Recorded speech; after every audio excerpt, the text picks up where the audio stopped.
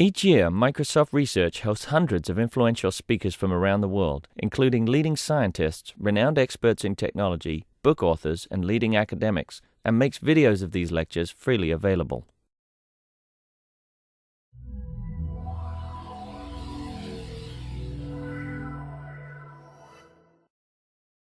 Good afternoon and welcome, everyone. My name is Kim Ricketts, and I manage the Visiting Speaker Series here at Microsoft Research.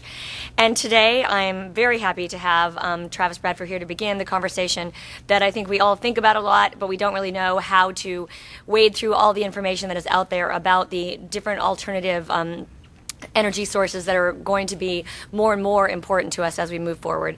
This is a book, Solar Revolution, that is supposed to be a guide to help us understand our options for the energy future, the costs, complications, and also the opportunities.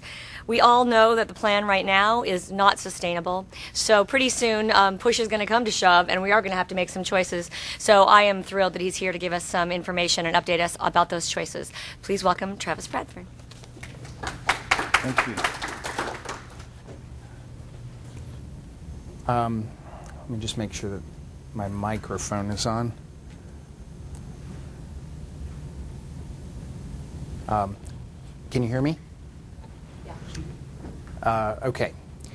Good afternoon. Thank you for coming. I know partially rainy day in Seattle is probably not solar energy is probably not the first thing that you think of, but I think it's an important topic. I'm Travis Bradford. I'm the president of the Prometheus Institute for Sustainable Development, which is a research and think tank based in Cambridge, Massachusetts, another not-so-sunny place, that dedicates itself to trying to use market-based mechanisms, financing, economic analysis to accelerate the deployment of sustainable technologies.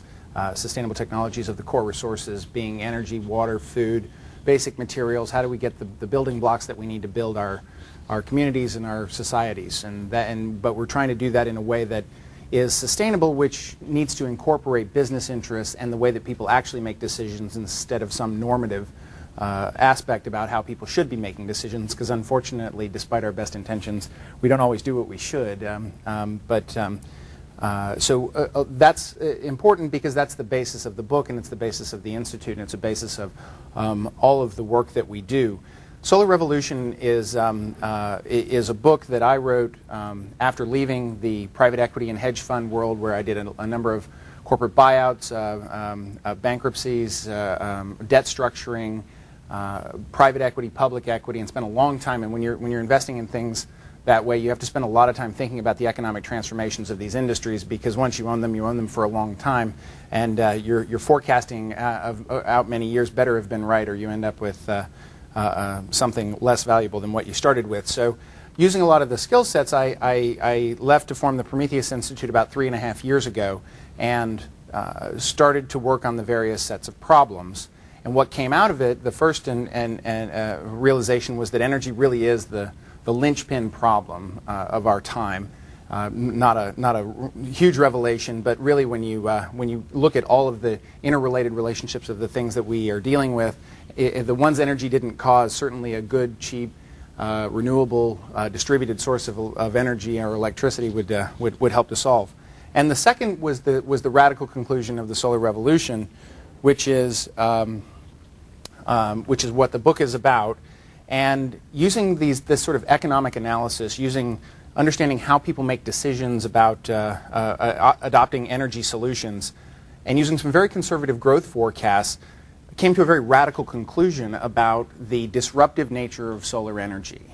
The fact that solar energy is in the process of unwinding the monopoly, centralized grid economics for the energy and electricity that we procure, and that at the end of the day it's going to drive some pretty radical changes. Doesn't assume that people are going to do it because of environmental factors or energy security or volatility in underlying energy prices or any of those other reasons, just based on core economics, and we'll get into some of the analysis that leads to those conclusions. And it reveals an inevitability of solar energy, and I certainly don't mean an inevitability that solar will be the only source of energy that we use. That can't happen and shouldn't happen necessarily, but given where people think that solar is and where it's going, it will have a surprisingly dominant role in our energy infrastructure, and it will continue to surprise us with its growth and momentum over the next 2 or 3 decades until it does become a dominant part of our energy infrastructure. So let me back up those claims if I can. The problem with solar today is that people think it's too expensive, and they think that it's just too small in terms of the total energy infrastructure to make a meaningful impact in a reasonable amount of time. People that are doing calculations on global warming and carbon concentrations, they'd say, well, we need something bigger. We need something that can scale. And it's too expensive anyway. And the book really debunks some of those myths and shows that it's already growing, that it's already well established, it's already cost effective, and it's growing at a rate that it will actually make a meaningful impact, and in fact, at the end of the day, it's the only one that can in many of the places that it's really necessary. The risks in the energy infrastructure are reasonably well known, but they're big issues. There's potential for fossil fuel peaking in various locations. There's the location and security of the existing and remaining dwindling stocks of fuels. If you think about things systemically, there is a systemic underinvestment in the total supply chain of getting the vital energy fuels from where they are to where they need to be, and that goes all the way from mining, drilling, pumping to through refining, or through shipping, through refining, off to the electricity generation, if that's the form it's used in, through the transmission and distribution infrastructure. There are choke points, pipelines, and breakdowns all through that infrastructure, and we have characteristically underinvested in that globally over the last couple of decades, a lot having to do with deregulation and a lot having to do with global fossil fuel politics. Which leads to issues of grid reliability, and then there's the mother of all concerns, the human-induced climate change, and I will not get into that argument today, but let's just say the probabilistic math doesn't look good, and it requires, because of the length of time, it requires that solutions be emerging today, not even a decade or two down the road, because then the amount of time left to deploy the solutions won't be sufficient under even the most conservative estimates. I look at electricity because electricity is the root issue in the energy industry. The reason I say that is so we're sort of working our way down, right? What are the problems of the world? And many of them are tied to energy. Really, electricity is the root problem, and electricity is the root problem because some of the worst problems that exist have to do with air quality and human-induced climate change come from coal, which is predominantly used for electricity generation, but also because, are we going to do questions in the middle, or please? I grant you it's not totally renewable, but you seem to ignore breeder reactors here. I did, but that's really not, that doesn't get to the core of the thesis. So you could put nuclear on there as well, and it doesn't change where I'm going with the point. But the reason I look at electricity is that electricity is really the route to solving so we generally use energy in 3 ways. We use it for electricity, we use it for transportation applications, and we use it for thermal, roughly speaking. And they're roughly equivalent if you look at the total energy use.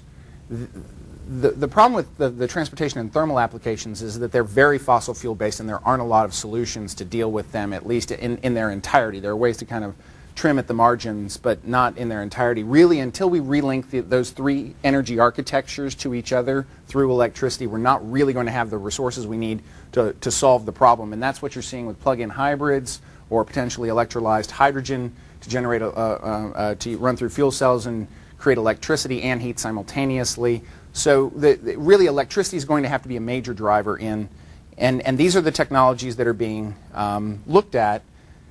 And many of them seem very attractive when you compare them to traditional energy prices, but some of them are available in some places and not in others. Each of them has their opportunities and each of them has their risks. The point that this is, the point that I want to make with the slide is that these are all energy sources that generally need to be done in large scale, and they need to be done in a centralized fashion, very similar to how the traditional energy infrastructure has worked for generations, and So people are focusing on these, and they're looking at these costs, and they're going to be comparing them to the traditional, and they're going to be comparing them to solar. And at the end of the day, that's not enough. That's not the right analysis. There's some inherent obstacles to all the existing technologies, and you can't see it. I don't. Oh yeah, there's a line. There's a circle around photovoltaic. So this is this is obviously a gross simplification, but the thing here is that almost all of these constraints on the energy sources are they're absolute constraints, whereas the issues with photovoltaics is that they are too expensive, or they're perceived as too expensive, which is one that actually can be dealt with. So let's look at what the cost of solar energy is, and let me give you a quick picture of what I mean by sort of solar energy and it's in the form that it will be economically dominant. Solar energy is typically going to be find its way in two applications, and the two applications are going to be large centralized plants, very similar to sort of large generating plants, centralized generating plants today. And there are a number of technologies that you can use for that. There are photovoltaic technologies where using a semiconductor substrate, you directly convert the electricity, directly convert sunlight to electricity. The second technology is a concentrating where they can use thermal applications to run engines by concentrating the solar energy onto some sort of carrying fluid. And both of those can be used in large scale, but there's a second set of technologies which is predominantly photovoltaic, where where these photovoltaic panels cells will be integrated into the home or business, and they will be connected. This is the important part: is they will be connected to the grid using sort of a what's called a grid-tied inverter that allows you to use the grid as a battery and backup power. So you can run the excess electricity that you're generating into the grid and pull back out the electricity at night, obviating the need for any kind of on-site energy storage to deal with the fact that the sun's not always shining, which is a common objection. But these grid-tied systems are really how the distributed model of energy is evolving and is the vast majority of the applications that are being deployed today. So let's look at what those. Typically, we focus on these PV applications, these grid-tied applications, as the ones that are really going to unwind grid economics. And let's look at the real cost of PV, because most people don't really understand how you do this. PV, the problem with PV is that you pay all the costs at the time of installation, right? If you want a system on your house or your business or wherever, you have to go outlay a lot of capital, and then you have to sort of get the benefit over what is a warranted 25-year life, and in many cases decades longer than that in terms of the effectiveness of the technology. That's an interesting capital problem, especially in a world with people with very short time horizons when they make decisions. So, but in order to figure out what PV costs, you need to calculate the system cost, and you need to figure out what kind of financing you're going to use to pay for that. In many cases, on a residential system, you'd wrap it right into the mortgage, or you'd do a second mortgage, it's particularly in the United States, where you get tax deductibility for home mortgage interest. The government has an embedded tax structure that favors that kind of installation. If you're doing a commercial installation, there are emerging financing options. But you need to figure out what the system costs you in any given period, and then you need to figure out how much the electricity is being generated in that equivalent period, and then you get to what's a cost per kilowatt hour, and then you compare that to whatever the appropriate electricity prices are, and we'll talk about what appropriate electricity prices are in a minute. If you run through those calculations, the World Energy Assessment estimates that the PV costs about 25 to 50 cents a kilowatt hour. If you remember back 5 slides or so, you're looking at generation costs for a lot of those technologies of the 2 to 10 to 15 cent range when the costs are known per kilowatt hour. So clearly this is where most people's analysis just stops, because they see the gap. They say, well, I'll get back to it in another 10 years and see if it's gotten any better. But the problem is that that's the wrong analysis.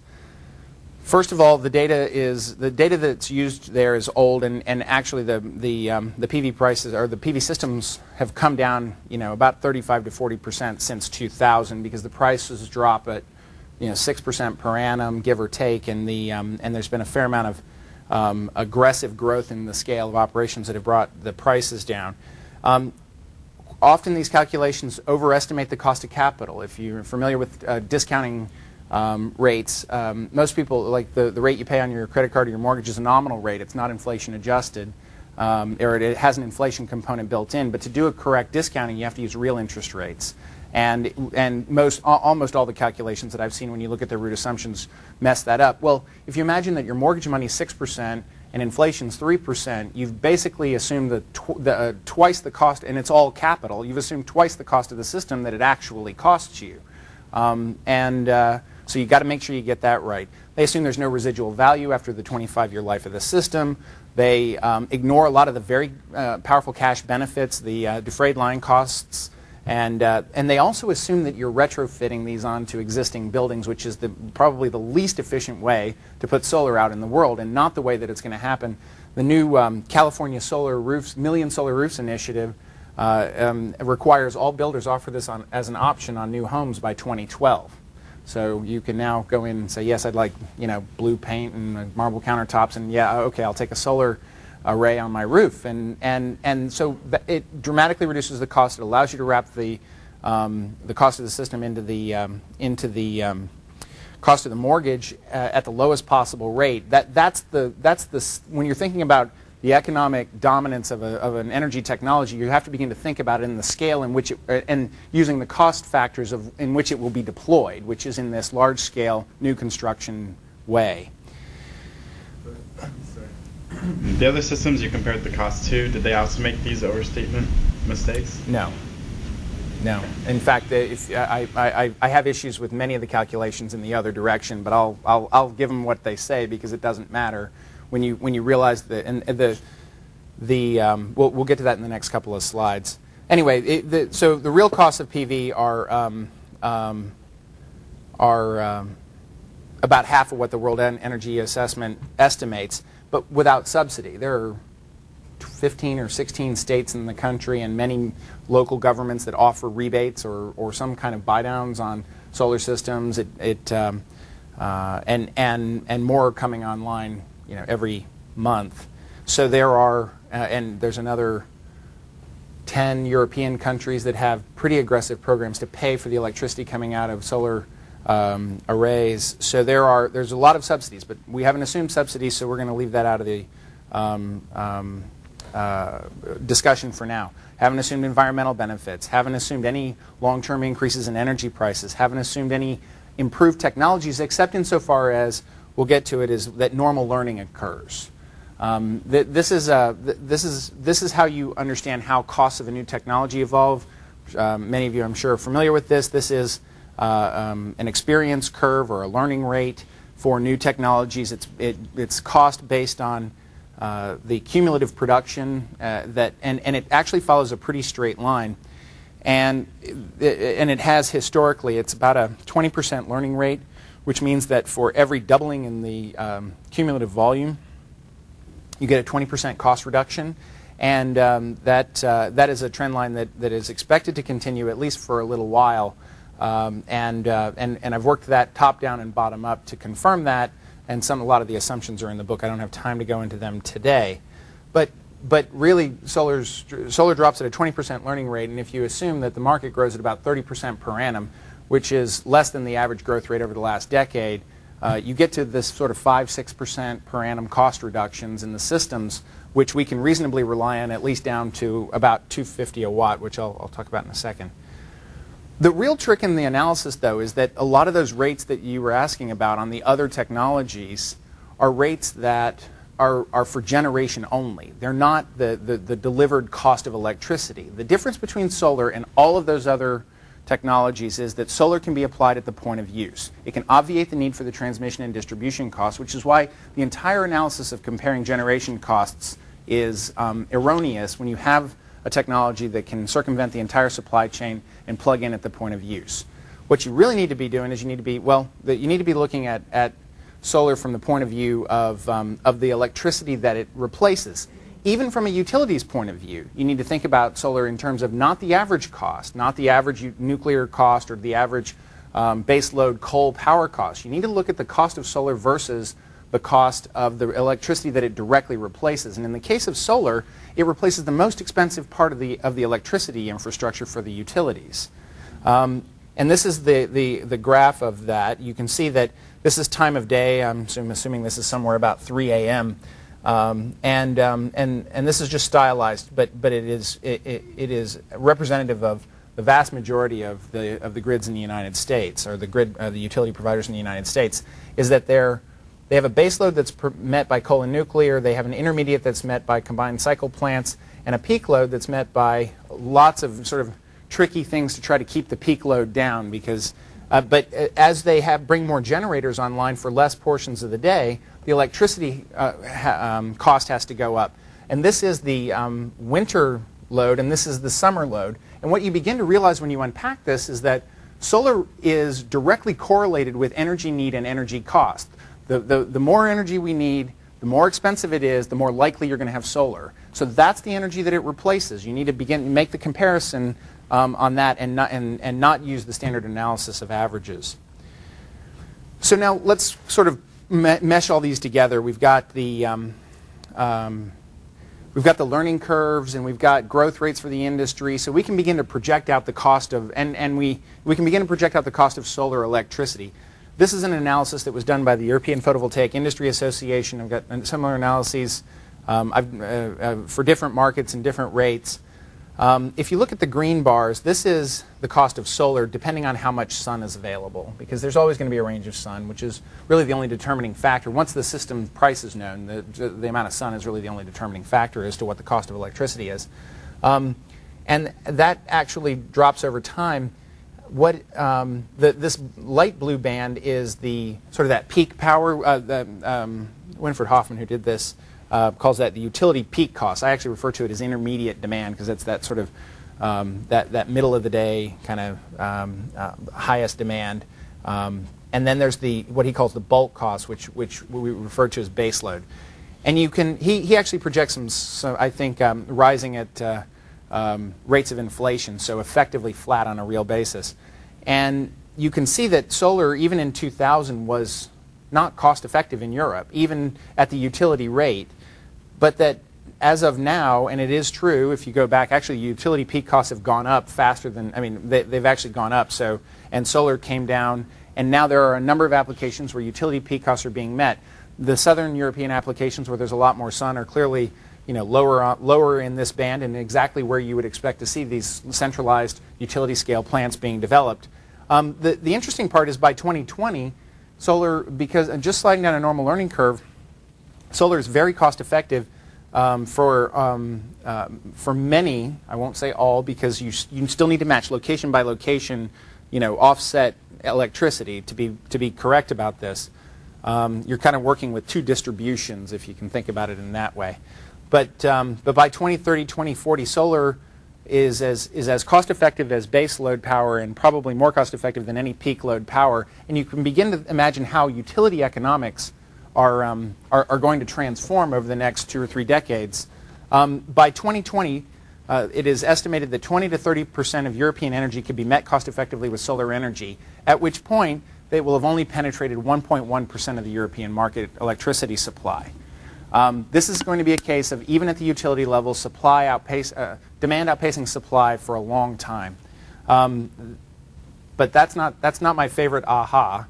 Oh, this is another way to look at it. You can see that this is the sort of today's PV electricity prices. Here's kind of the peak power where it's starting to cross over, and PV at $3 a watt, which I think I have estimated at 2015, 20 something. Yeah, I'll have it in a later slide.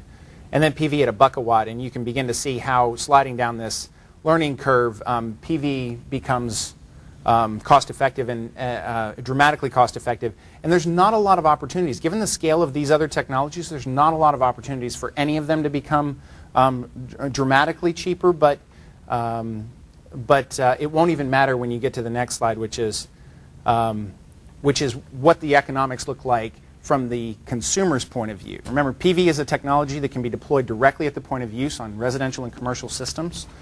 and as it is already very cost effective, and when you compare it to the cost of delivered electricity at the point of use, and in both the OECD in general and the U.S. in specific. And as you get to $3 a watt and $1 a watt, the economics are clearly compelling for a distributed energy architecture to emerge, for people to put this on at the time of construction and have a smart roof that generates electricity that meets their needs, is grid tied, but generally is meeting nearly all or all of their electricity needs for their home. And I don't expect that this chart's super informative, but there's a couple of important parts. So you can see that today PVs are roughly at best price. It's probably about $6 a watt to install. That's actually that's about right. And you can see sliding down the learning curve, it gets much cheaper in that the average cost of electricity slides down to the point where it's very cost effective with grid electricity distributed at the point of use and peak load applications, which is in the teens range typically, cents per kilowatt hour. The interesting part here, though, is how it changes the energy infrastructure as a whole, because while even in the United States, if this dramatic growth, 28 gigawatts of solar installed by 2025 is still only 5% of the total U.S. electricity generation. It seems like we're not getting very far. But the interesting factor is that the next line, the amount of new U.S. electricity generation that's being provided by PV is pretty dramatic. Can you imagine that in less than 2 decades, the majority of the electricity in the new generation capacity installed in the United States every year is going to be PV, and the balance of that will probably be met by a portfolio of other choices, but many of them renewable. That's sort of the analog of solving the national debt problem. You go from you don't have to actually pay the national debt back. You really just need to stop making the problem worse and then kind of work it out over time. That's the same. I'd be happy with that, and I think that that's a more relevant metric. Lots of job creation. A lot of these jobs are non-exportable. These are trade jobs and installation labor jobs. And they're distributed. They're everywhere. They're roofers, they're plumbers, they're electricians, and you begin to imagine the scale of transformation based on relatively few assumptions. The new choices means new economics. This is so when you start to think about the impact of distributed solar on the utility infrastructure. This is the first time in a long time that utilities have actually had a competing product. They've been a monopoly infrastructure for a long time. And this is the first time that customers have really been able to elect not to buy 100% of their electricity from the utility that provides them. And that's going to begin to change things in a way that we're all probably pretty familiar with. Certainly here on the Microsoft campus, you're all very familiar with the transformation from sort of mainframes to PCs. Moving from centralized infrastructures to distributed infrastructures. We're all familiar with the same transformation that occurred in the telecommunications industry when we went from large centralized monopolies with central switching stations to a distributed wireless competing device that was initially sort of ignored and then actively resisted, and then eventually subsumed to create a hybrid centralized distributed architecture. And both of those transformations happen because of certain economic and technical characteristics of semiconductor substrates, and that's precisely what's about to happen in the energy industry with solar as the vehicle for doing that. So to sum up the case, really the economic inevitability drives from the fact that there are probably, there are 8 gigawatts of solar installed globally already. This year, the industry will install something like 2 gigawatts of additional capacity, many of it cost effective, much of it, if you finance it correctly and look at it correctly, much of it cost-effective even without subsidies. And there are a lot of applications that aren't being met that could be cost-effective without subsidies. The issue right now is a supply bottleneck, not a demand bottleneck. meets intermediate power generation for the utilities, and there's more than sufficient demand to increase the scale of production 10 to 50 times today's level, at which point the cost will have dropped and opened up a huge amount of additional demand. So we're in a positive feedback loop where additional costs improvements leads to more demand faster than they can be met, and it creates this positive feedback loop that is characteristic of a disruptive technology. And then the issues of the change to a distributed architecture. My understated slide, the end of the grid. Really, it's not a fair question, because a distributed architecture is going to employ some aspects of the grid. You know, the PC opportunity wouldn't be as good if it didn't have a networks and internets to fall back on to be a part of a much larger, robust system. But there are changes in the way that the grid economics will evolve.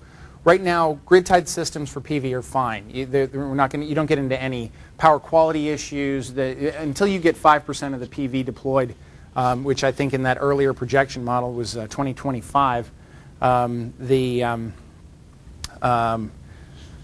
You're not going to get into any kind of grid reliability issues, and people can just offset existing more expensive electricity from the grid with cheaper electricity from PV.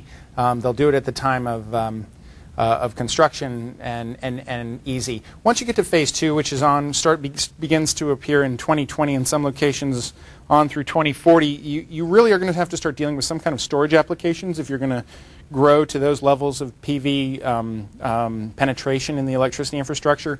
But by that point, there are a number of things that can help, including, remember we talked about needing to reattach the grid to, or the electricity infrastructure to the transportation infrastructure, and plug-in hybrids are a very real possibility to deal with a portion of the storage issue.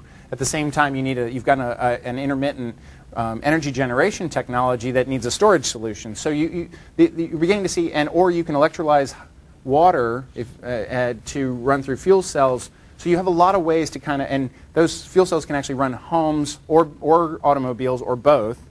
And so you begin to see how the solar will be a critical part of a much larger infrastructure that will include some aspect of storage of electricity. Will your decreasing PV cost over time account for the storage capital cost in phase 2?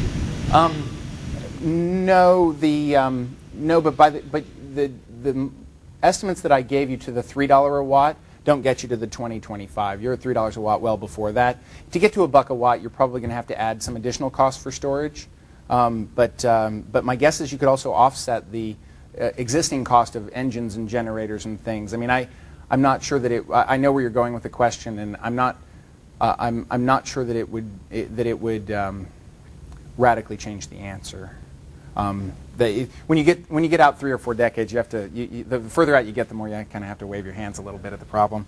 But really, when you're getting out that far, it's more of a thought exercise than a real projection. To get to $3 a watt would make PV cost effective in nearly all grid connected electricity applications. And then you've got a marginal decision to make about how much more do you add versus the cost of storage. And that can be done with all the existing technologies and without the need for any additional. So then beyond phase 3, beyond 2040,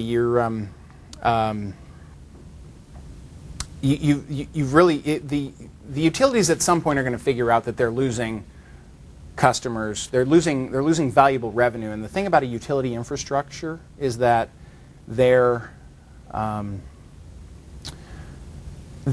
cost base is almost completely fixed. I think their costs of goods sold, if you just think about the fuel costs or their direct costs for their electricity generation, is only about 12 to 15% of their total cost of electricity. The rest of it's in labor, capital, depreciation, and things that are generally fixed given the necessity of maintaining a large scale infrastructure like they have. So they're going to begin to realize that they're losing customers, and my guess is that they're going to do going back to the analogy of the telecommunications infrastructure, they're going to do exactly what the telecommunications providers, which when they were faced with the cell phone dilemma as a new economic choice for their customers, and they're going to first ignore it, which is where they're clearly in the middle of that phase right at the moment.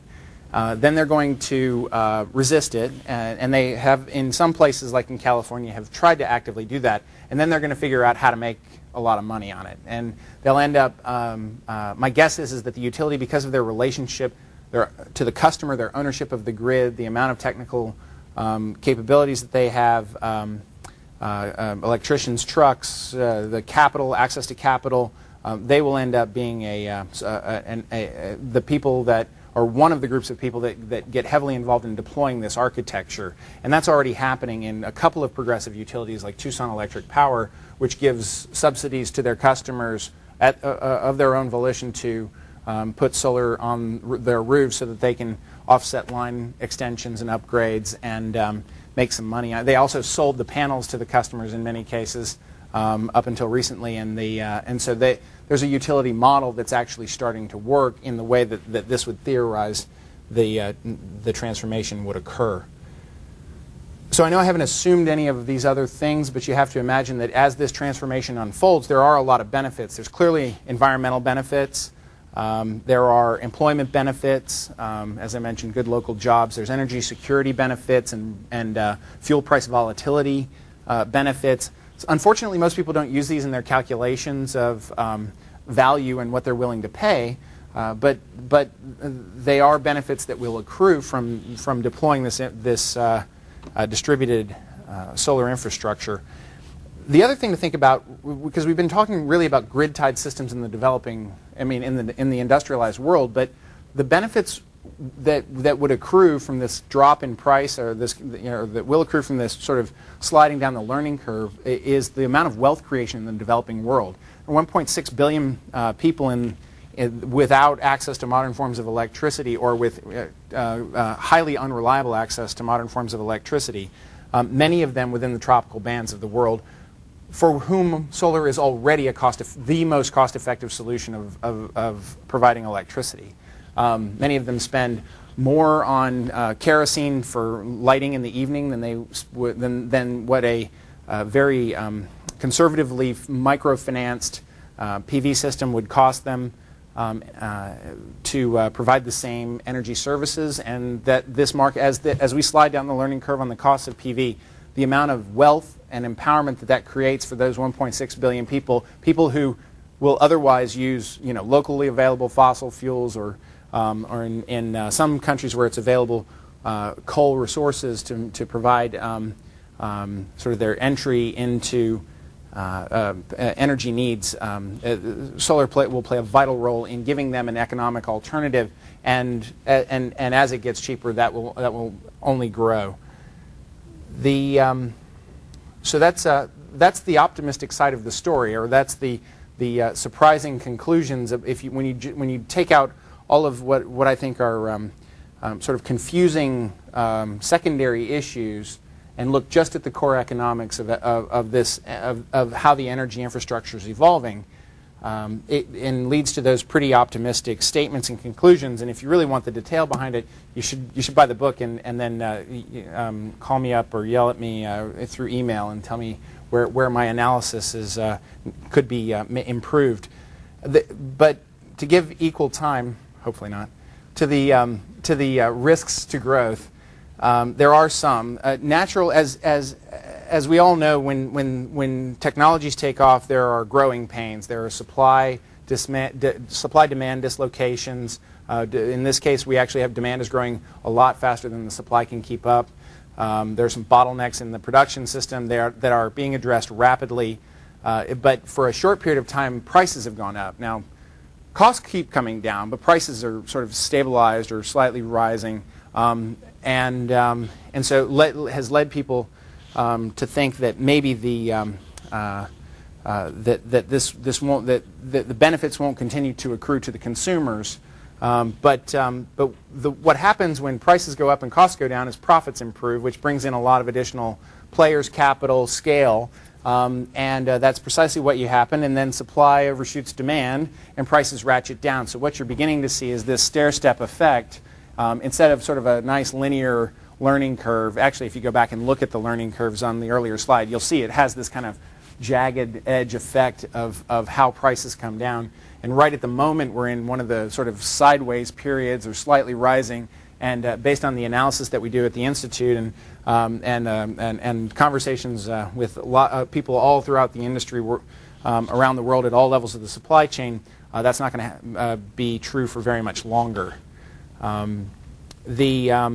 There's always questions about total fuel cycle emissions. Some of the new thin film technologies, these second generation technologies, if they take off, have some pretty unpleasant chemicals. And there is this issue that there are the barriers to cost reduction. There's probably a barrier at about a 250 a watt installed system unless you have a breakthrough technology or the energy storage coupling with it at some point. But that is more than we're not going to hit those limitations for a long time. So at least 2 decades, and we'll look again and see if there's any solutions at that point. Sir. On that topic, the 25% efficiency, which is what I've heard is sort of the maximum we can kind of expect from PV. But there's like you mentioned, the other solar where maybe you heat things and that turns it into energy. Do you know what the efficiency is for those? The concentrators. I don't know what the maximum thermal efficiency is on that. I would think it's a lot higher, probably, right? Like maybe 50. I don't think so. I think they just have bigger installations. Okay. The concentrators. So the concentrating PV. So when you take the mirrors and you actually use really high concentrating, like the gallium arsenides and the ones where all the sunlight is focused onto a point, the size of the head of a pencil or something, and that you get to 500 to 1,000 times concentration. You actually get efficiencies because of the heat and the amount of light, and things start happening better, and you get up to 35% efficiency, and that's on the concentrating PV. On the thermal concentrators, I don't know. I really don't. But I should, and I'll find out. Anyway, so the whole point of the exercise was to get to the point where we decide that this is something that is inevitably happening and it's desirable. So if both of those are true, then it's something we should try to accelerate. If we're going to end up there anyway, let's try to get there a little bit faster and capture some of these social and economic, non-cash economic benefits of this transformation.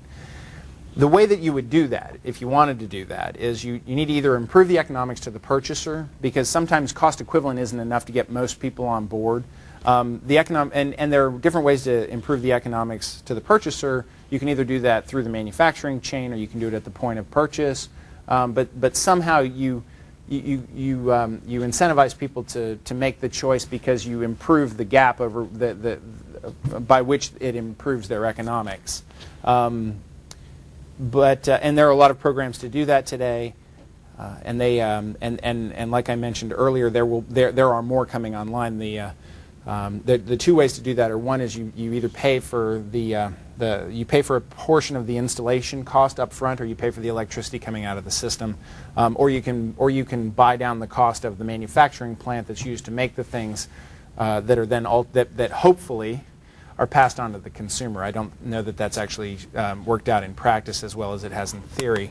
Then that's the incentives to build scale manufacturing, government purchasing, and other things. But really the things that we need to address, if the economics are there, the things that we need to address are the knowledge barriers, the awareness that how, where and when and in what form solar is cost effective, so that the people that meet those criteria will know that they have a cost effective alternative. And really the biggest obstacle, the biggest remaining obstacle today is misinformation about the economics of solar, and the notion that it's too expensive, that it's going to take too long, and we've got to address those, and those knowledge barriers will come down as more and more people see effective deployments. In Germany, there's a booming market for solar, and so a lot of those knowledge costs, if we were having this conversation in Germany, nobody would be here because everybody would know that it was obvious that this was going on. But in the United States, we really have an information problem that needs to be addressed. The other thing we need is we need to get some kind of financing program. So this, in looking at the methods of accelerating the solar revolution, we can do more R&D funding, but if we have a commercializable technology, that we just need to accelerate its deployment. And the best way to do that will really be financing, and I call it the Solar Second Mortgage Program, the Sunny May program, because this would be an intelligent way for the government to use its full faith and credit, just like it does for student loan programs, just like it does for mortgages, to help stimulate economic activity and provide a long-term benefit that consumers might not necessarily be willing to make the investment without some support. It's sort of arbitraging time horizons where governments should be longer than a person's, and certainly longer than 4 years. And there are discussions that in place for accelerating all of these. And then my favorite really is the zero energy home mandates. This is just let's stop building buildings that since we have better energy efficiency available and we have better and we have good on-site generation, let's do those things. So that's the future of energy. That's the solar revolution in a nutshell. The operative thing here is that if this is right and you begin to look at the scale of economics, this is $1 trillion opportunity. So and it was $13 billion last year globally, which is still a pretty good-sized industry if you think about it. The global PV industry was already $13 billion, but it'll be $1 trillion within 30 years. And there are already solar millionaires, tens of millionaires, hundreds of millionaires that have been made in this transformation. The richest man in China, here's an interesting anecdote. The richest man in China was a researcher at the University of New South Wales Solar Research Program, moved to China 4 years ago, started a company. He's now worth $5 billion US. Made it all on solar. And begin to think about what his motivations are to accelerate the solar revolution and what ours should be, and you'll begin to appreciate the impact that this will have. So thank you for your time.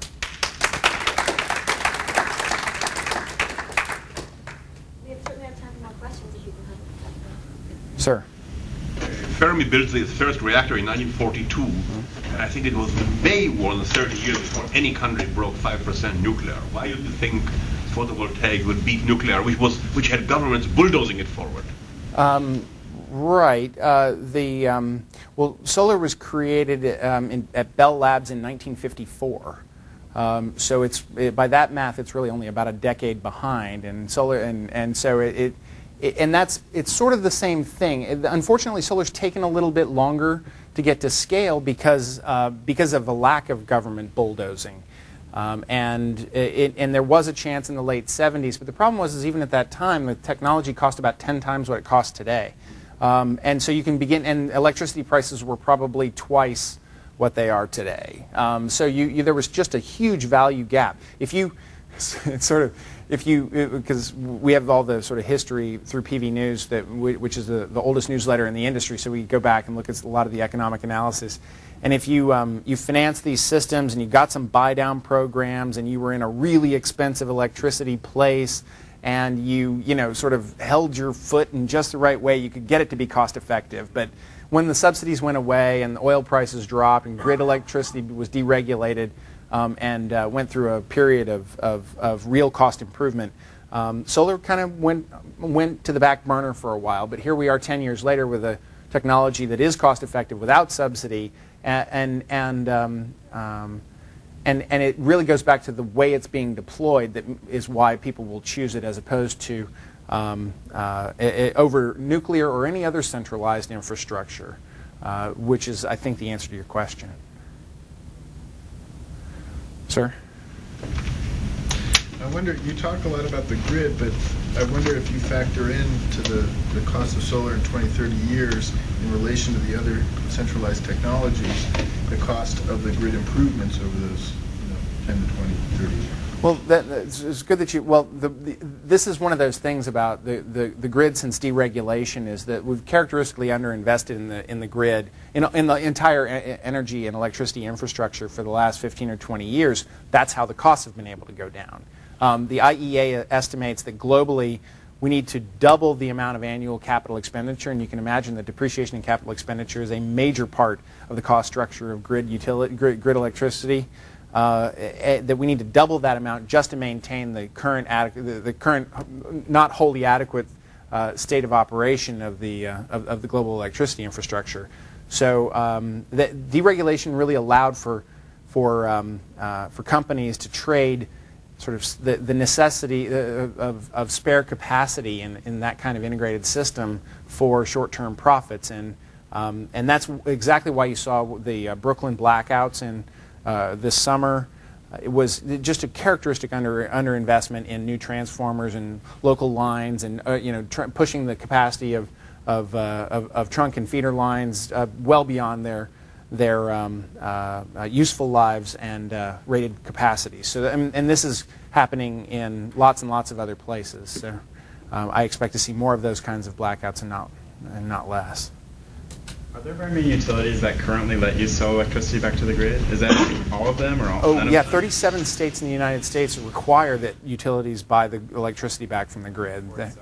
37. 37, 38, 39 hours, and they change this. Do they buy it like during peak? Like here, I don't think the price of electricity is differentiated between peak and non-peak. So no, usually it's average prices. In there's only a couple of utilities in the country that use time of day pricing. Yeah. And then there's still some question as to how you pay for the electricity. Do you pay it at the average? Do you pay it at the there's a term for it. It's offset costs or avoided cost. You pay the avoided cost, or do you pay time of day pricing? A lot of this stuff is one of the biggest problems that the solar deployment faces is the patchwork of state and local interconnection and net metering laws and there is movement afoot to try to create a national standard for all of those to make it easier for installers and consumers to elect solar. So that's one of the biggest issues that the industry faces. So when people sell back to the grid, like let's say they sell it at peak times, do they get the cost of the utility at peak, or are they giving whatever the sort of averaged? Usually it's average because that's because that's the way they pay. There's, like I said, there's almost no, maybe one or two utilities that have a time of day pricing at the residential level. Significant. That makes a huge difference in whether or not someone wants to install PV and try to sell back to. Well, it would certainly make it easier if utilities use time of day pricing. Yeah. But it's cost. But all of my analysis assumes that they do it the way that they are doing it, which is average pricing. So, and I mean, the average residential the average residential rate for electricity is in California is 18, 19 cents a kilowatt hour. In Hawaii, it's 22, 23 cents a kilowatt hour.